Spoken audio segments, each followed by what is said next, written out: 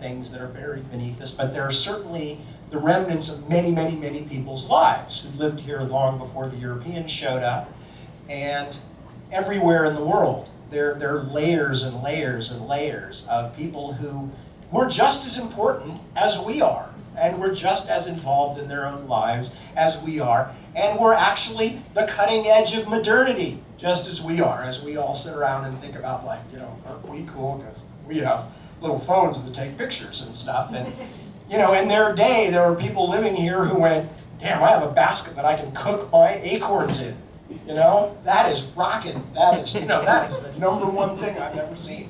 So I always loved that idea, that feeling that we are part of a continuum of life, and it's not a particularly sentimental continuum either. And one of the reasons that I kind of use the sort of lost cities trope in my books is it's not so much the cities themselves or that there might be monsters in them or ghosts or something. It's more the idea of my characters being exposed to the fact that they themselves are just the latest.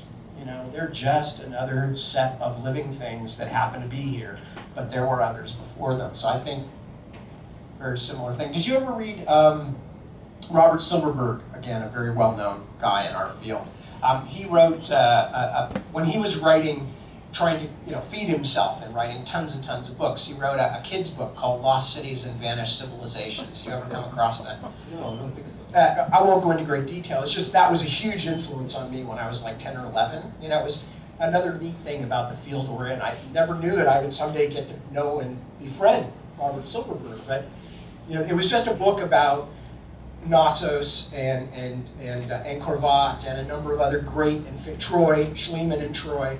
And of course, it was like when I wanted to be an archaeologist, because as far as I could tell from Silverberg's book and the other kinds of kids' archaeology books at the time, it really looked very much like, if you're an archaeologist, you sort of got up in the morning, you had your coffee and you walked out and stumbled over a lost city, and then they came and took pictures of you, and then you went off somewhere else, where you were likely to trip over a lost city.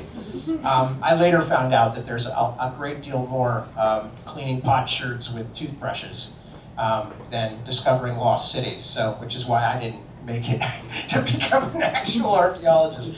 Too lazy. Okay, so we've seen, that you said that a lot of your impetus was things like, what you perceive to be a new adulthood in fantasy because of Donaldson and stuff like that. And we've seen how you brought some of your own stuff to it.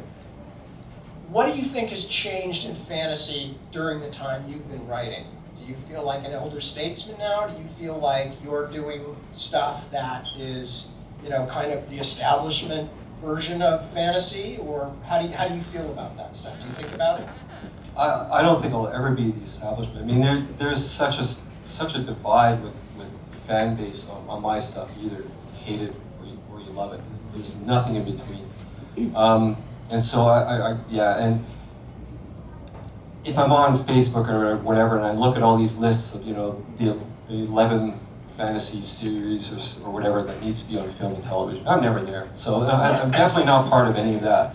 My sense is, and we see it expressed in film especially now, and television, is there is a very nihilistic element to fantasy. It's the notion of a fairly gratuitous violence where there aren't any consequences for your heroes. And so you look at even fantasy as reflected in comic book adaptations, and you watch Superman and he has his fight, he's destroying hundreds of thousands of people, and he doesn't bat an eye. Or even the second Star Trek film, where a ship crashes here in San Francisco and buildings topple right and left, and at the end of it, Kirk and Spock are smiling at each other. So you get that sort of, that ultra cool one quip, line that just sort of dismisses all the normal people who are suffering as a consequence of all this violence. And so I do see that in fantasy. I see, as much as I admire, say, Mark Lawrence's novels, they're beautifully written. They are just depressingly dark. And you got heroes who are almost psychotic, probably are psychotic, certainly sociopathic. And that is a strange thing. It's as if writers are sort of subconsciously anyways out there trying to numb us from that notion of violence and the consequences of violence. And that is one trend I'm noticing. I don't know about you, have you sort of sensed that? Well, no, yeah, absolutely. And one of the things that I had always wondered about, because